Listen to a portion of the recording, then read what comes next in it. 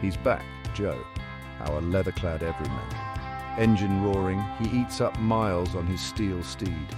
This time, Europe beckons. Adventure, they say, is his middle name.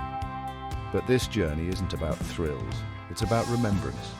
Poland, a land scarred by history, yet it possesses a stark beauty. Rolling hills give way to dense forests. Villages untouched by time dot the landscape. Joe, ever the observer, takes it all in. He stops at roadside cafes. He engages in broken Polish with the locals, a shared laugh over strong coffee, a silent nod of understanding. Each encounter, a brushstroke on the canvas of his journey. He rides on, driven by a purpose, drawn to a place etched in history's darkest corners.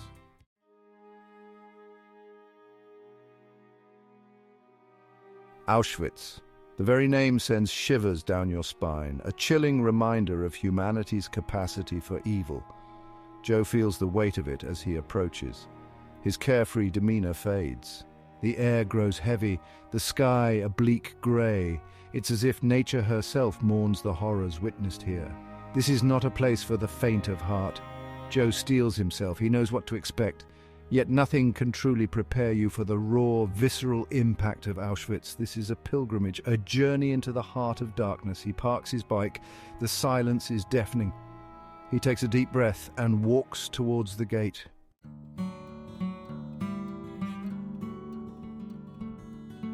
He rides. Mile after mile, the open road unfurls before him. Poland reveals itself like an old photograph, slowly coming into focus. Sunlight bathes the countryside in a warm glow. The air is sweet with the scent of pine and wildflowers. Distant farmhouses punctuate the landscape. Life goes on, a stark contrast to the darkness he seeks. He stops in a small village. Children play, oblivious to the weight of history that hangs in the air. Their laughter is a melody, a reminder of the life that endures. He orders pierogi at a local inn. The woman behind the counter smiles, a simple act of kindness, a flicker of warmth in the approaching shadows.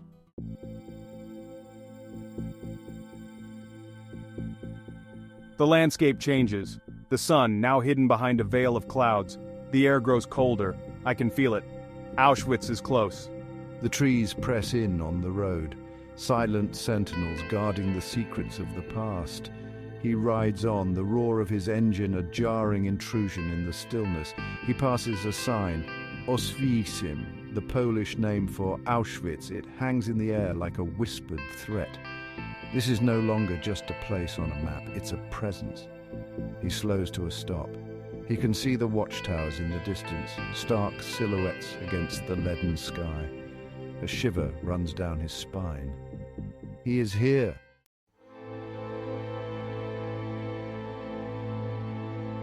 I park my bike. The silence is deafening. I remove my helmet and listen.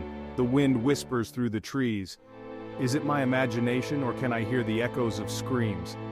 I walk towards the entrance, each step heavier than the last. The infamous gate with its cruel inscription, Arbeit macht frei, work sets you free. The words mock me. I step through the gate and enters another world, a world of barbed wire fences and watchtowers, a world of barracks and crematoriums, a world frozen in time. I see the shoes, thousands of them, piled high, men's shoes, women's shoes, children's shoes, a chilling testament to the sheer scale of the horrors inflicted here.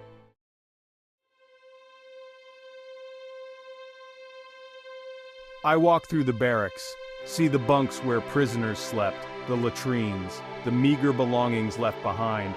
I try to imagine their fear, their despair. I enter a gas chamber. The air is thick with the weight of unimaginable suffering. I can almost smell the stench of death that clung to this place. I close my eyes and try to breathe.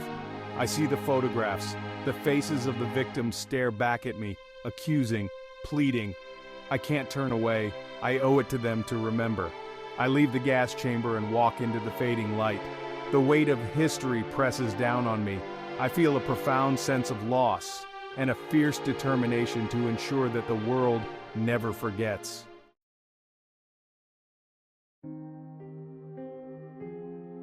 He stands before the gate, a chilling symbol of inhumanity. Arbeit macht frei. Work sets you free. A cruel joke, a lie whispered to millions. Joe feels a coldness grip him, despite the summer air. He steps through onto the gravel path. Each footstep crunches, echoing in the silence. He is surrounded by ghosts. Their presence hangs heavy in the air, a suffocating weight. He walks past rows of brick buildings, barracks once teeming with life, now empty shells. Windows stare back like vacant eyes. He can almost hear the whispers, the cries for mercy lost to the wind. The silence is broken only by the rustling of leaves in the trees. Even nature seems to tiptoe around this place, as if afraid to disturb the memories held captive here.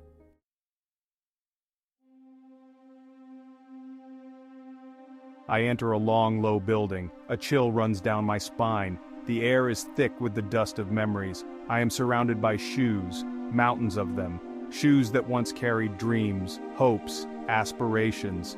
Now discarded, a testament to the brutality that unfolded within these walls. Each pair a life extinguished, a story untold. I see a small shoe, a child's shoe. My heart clenches. I think of my own children, their laughter, their innocence. And he weeps, tears for the lost, for the unimaginable suffering.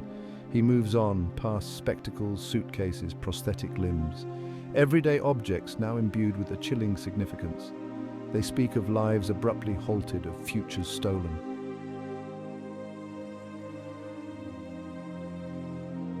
I step inside a barrack.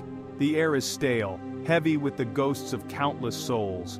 Rows of wooden bunks line the walls, each one a testament to the cramped, inhumane conditions. I run my hand over the rough-hewn wood. Can I feel the despair that clung to this place, the fear, the hunger, the hopelessness, He tries to imagine their lives, their thoughts, their dreams. On the wall, faded photographs and letters, glimpses into the lives stolen, the families torn apart. He sees a picture of a young woman, her eyes full of life. What became of her? He can only imagine. He steps back out into the pale sunlight. The sky seems even grayer now, the air heavier. He can't escape the feeling that he's walking on hallowed ground.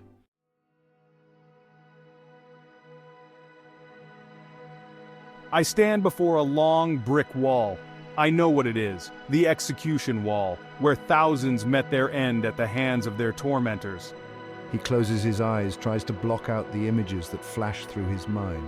The sound of gunshots, the cries of the innocent, the silence that followed. He places his hand on the cold brick. Can he feel the echoes of their pain, their fear? He whispers a silent prayer for their souls. He turns away, unable to bear the weight of sorrow any longer. He has to get out of here. He needs to breathe.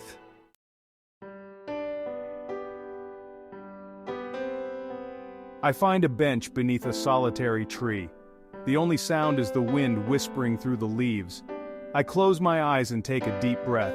I am overwhelmed by the immensity of it all, the sheer scale of the horror, the depths of human cruelty. I struggle to comprehend it, but I know I can't turn away. I have a responsibility to remember, to bear witness to the suffering, to honor the memory of those who perished here. I open my eyes and look up at the sky. A single ray of sunlight breaks through the clouds, a glimmer of hope in the darkness. I will never forget this day. I will carry the memory of Auschwitz with me always.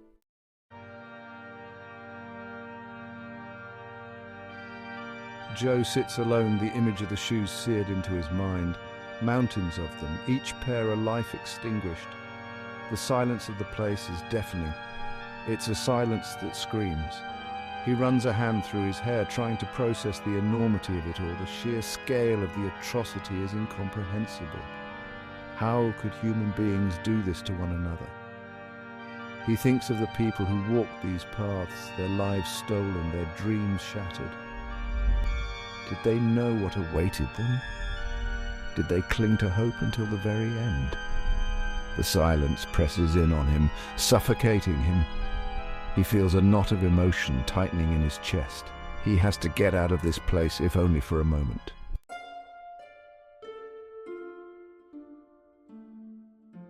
He walks until he finds a secluded spot by the fence. The barbed wire glints in the sunlight. a stark reminder of the cruelty that transpired here. He closes his eyes, trying to find some peace. He thinks of the millions who perished within these walls.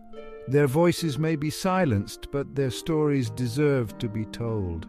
He vows to be their voice, to keep their memory alive. He imagines them standing beside him, their presence a tangible thing.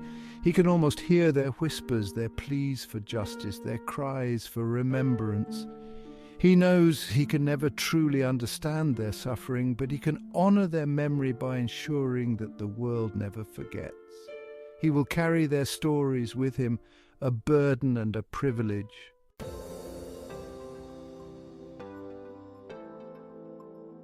The strength to remember. He thinks of the survivors, those who endured the unimaginable and emerged from the darkness forever scarred but unbroken. Their strength is a testament to the resilience of the human spirit.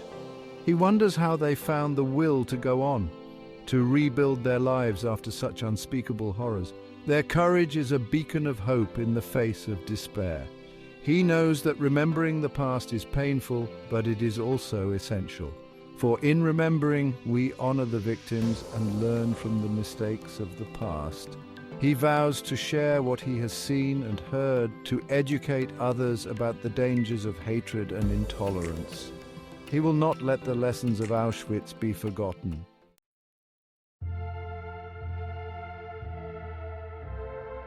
Seeds of hope. He looks around at the grounds of Auschwitz, now a memorial and museum. The barracks, the watchtowers, the gas chambers, all stand as silent witnesses to the horrors that transpired here, but he also sees signs of hope, the trees that have grown tall and strong, their roots reaching deep into the earth, the flowers that bloom each spring, a testament to the enduring power of life. He sees the visitors who come from all over the world to pay their respects and to learn from the past. Their presence is a sign that the world has not forgotten. He leaves Auschwitz with a heavy heart, but also with a sense of purpose. He will carry the memory of this place with him always, a reminder of the fragility of peace and the importance of fighting for justice and understanding.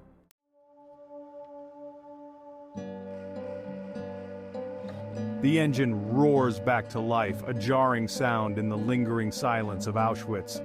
I pull away, leaving the watchtowers behind, but the image remains etched onto my mind.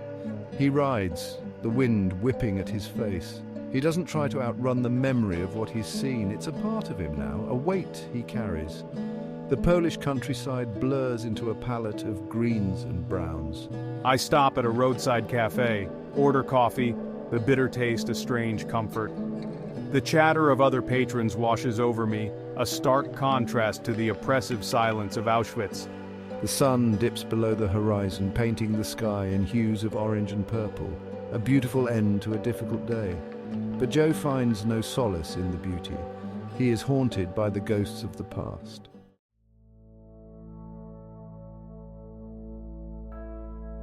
The miles tick by. I ride, my thoughts a jumbled mess.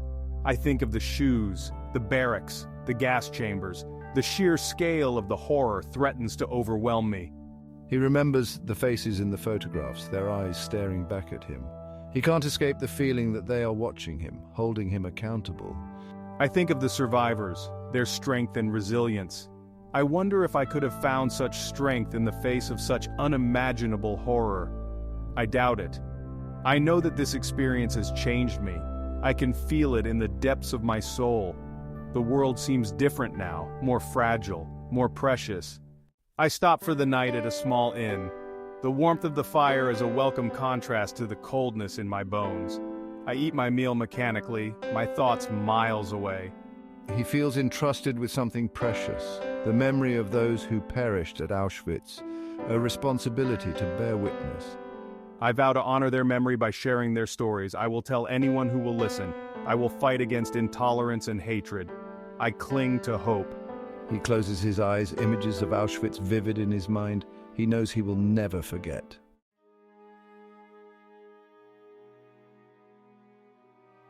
The open road stretches before me, a metaphor for life itself.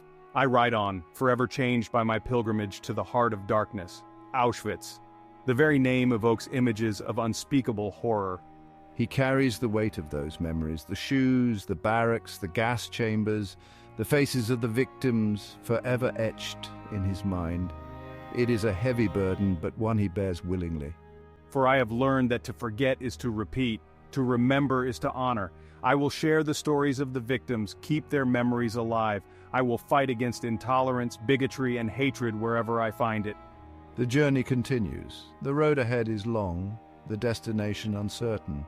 But Joe rides on, carrying with him the lessons of the past, a beacon of hope for the future. Never forget.